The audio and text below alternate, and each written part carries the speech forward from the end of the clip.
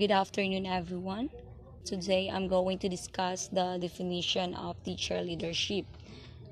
Teachers plays a powerful role in effecting reforms in the classroom.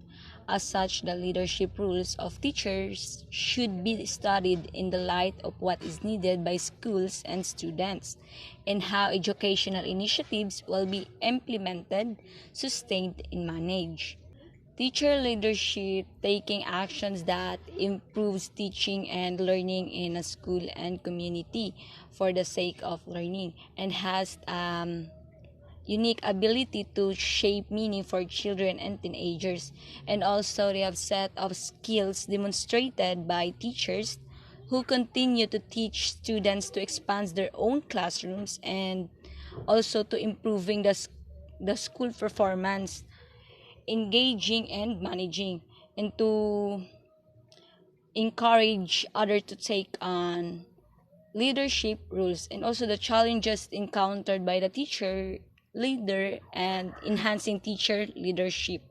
Next, teacher leadership involves administrative functions. Teacher leadership is often equated with administrative functions. Often, teachers who exhibit leadership qualities are given leadership functions outside the classroom. Teachers who are assigned as an administrator usually assume leadership and management functions. Leadership and management are two distinct concepts but should be assumed by teachers leaders.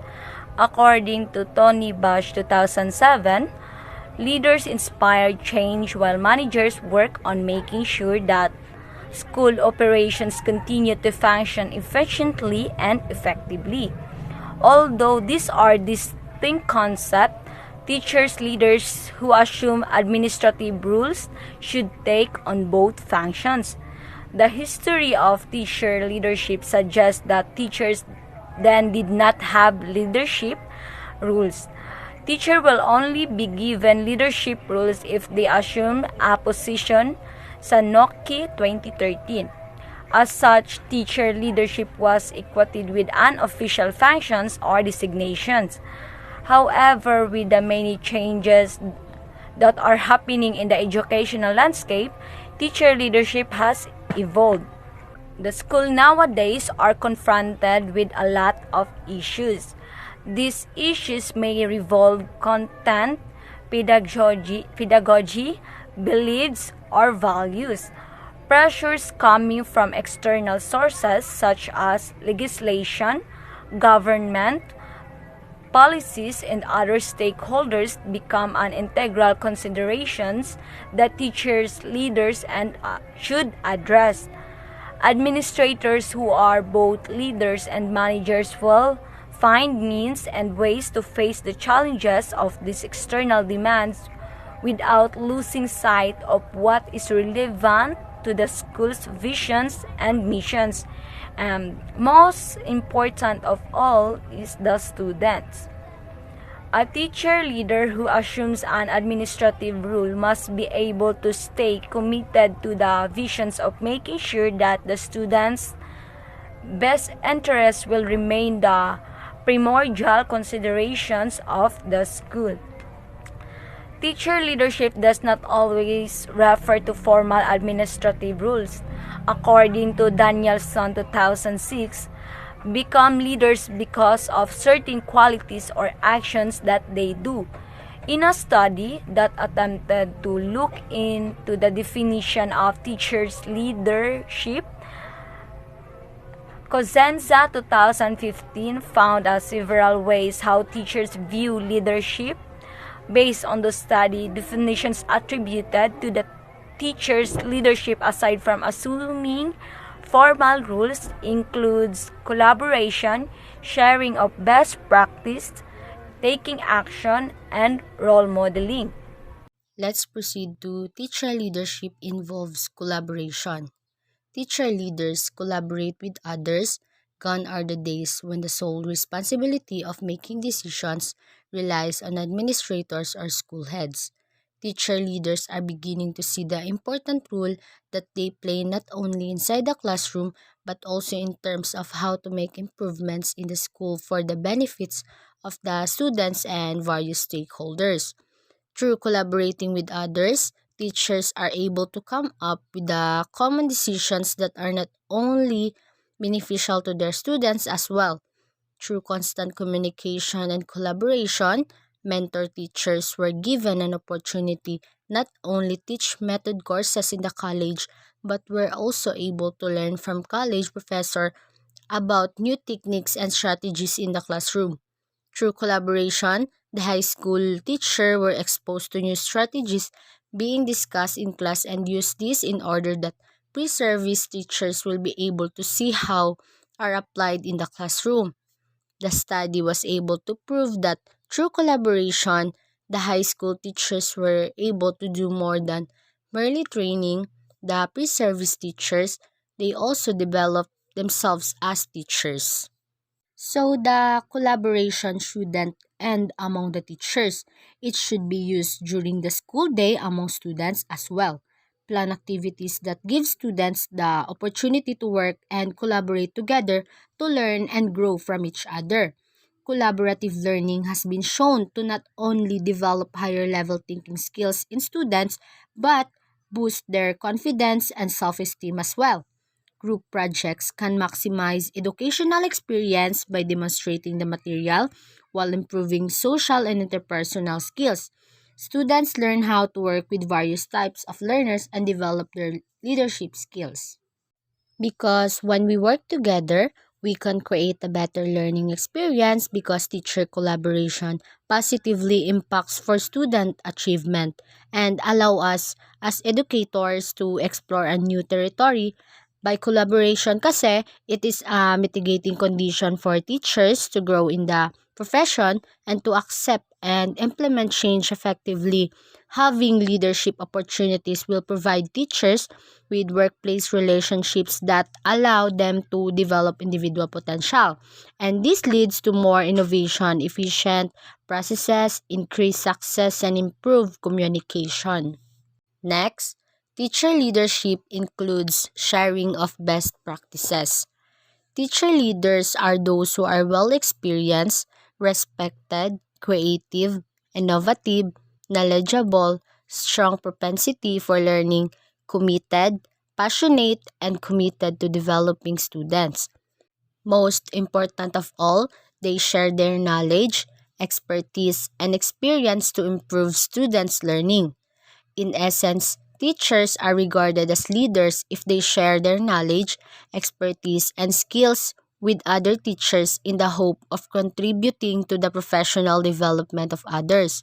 One way of doing this by sharing of concrete materials or resources. These include physical and online resources such as materials, equipment, or websites. Aside from sharing physical artifacts, teachers can use technology by going online to share what they do best.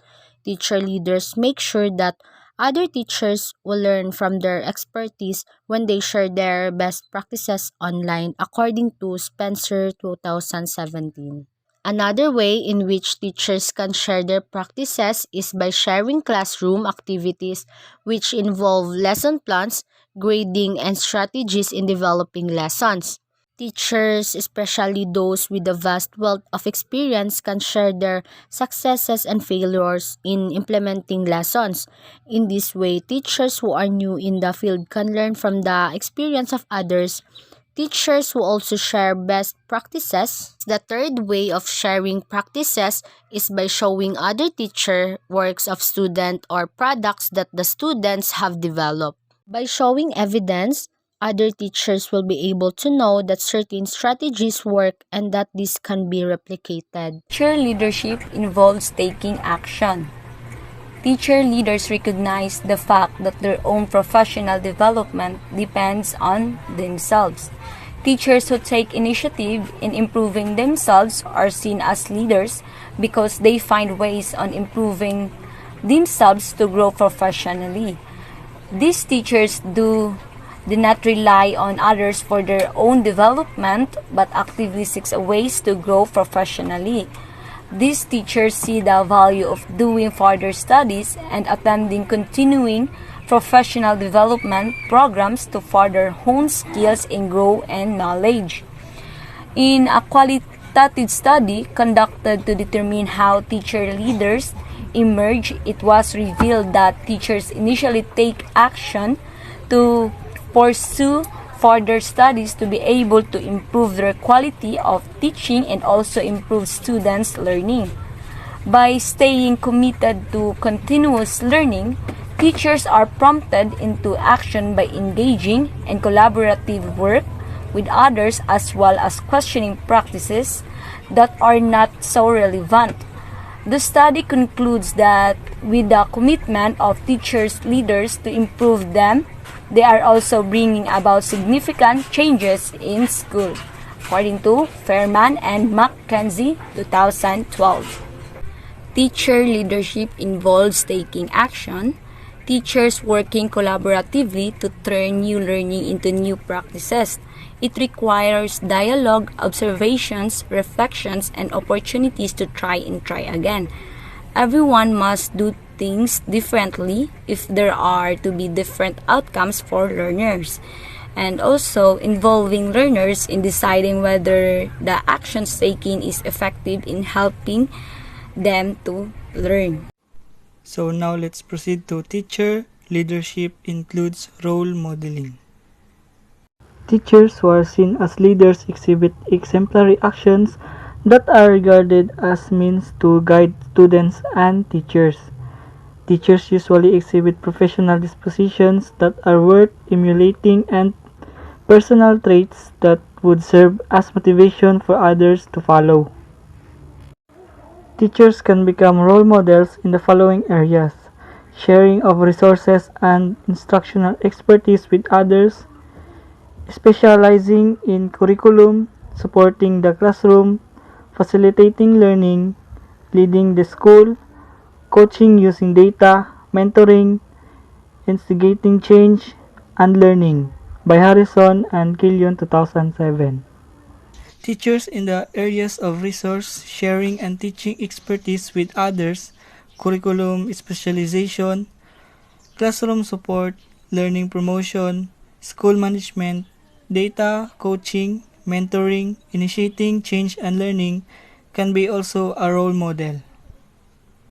As mentioned earlier, teacher leaders often share resources. This can be exemplified when seasoned teachers share their references, instructional materials, and online resources with other teachers, especially the new ones. The act of sharing resources enables teacher leaders to help new teachers adjust to their new responsibilities with ease. As mentioned earlier, lead teachers often share resources. This can be illustrated when seasoned teachers share their references, teaching materials, and other resources with other teachers, especially new teachers. Resources sharing enables teachers leaders to make it easier for new teachers to adjust to their new responsibilities. Aside from sharing resources, teacher leaders who act as role models make sure that they not only notice the challenges faced by many in the classroom, they also address these challenges by doing research, applying solutions, and sharing these solutions or practices with others. This teacher also make sure that they seek the help of other experts when the need arises. In addition to sharing resources, role models not only make sure to recognize the challenges many students in the classroom, but they also address those challenges by researching, applying, and implementing solutions. And share these solutions or practices with others. These teachers also make sure to enlist the help of other professionals when the need arises. Teacher leaders know the curriculum and make that they share his knowledge with others. Teacher leaders model this knowledge by ensuring that other teachers and use the curriculum standards in planning the lessons, aligning strategies, and using appropriate assessments in class.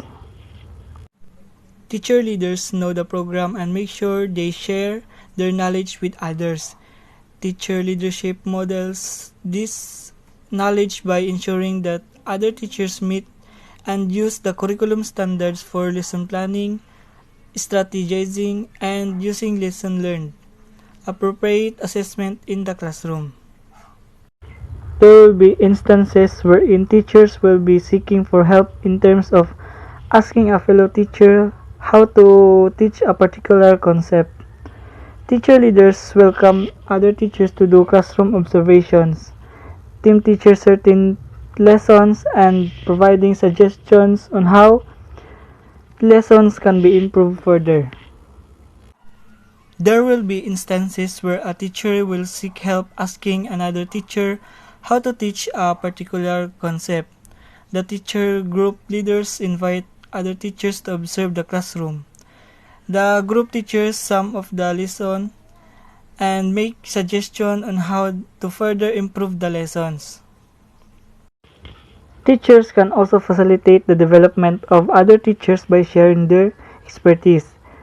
Teachers learn best when they listen to each other. This makes professional learning more meaningful and at the same time more beneficial to the students. Teachers can also facilitate the growth of other teachers by sharing their expertise. Teachers learn best when they listen to themselves.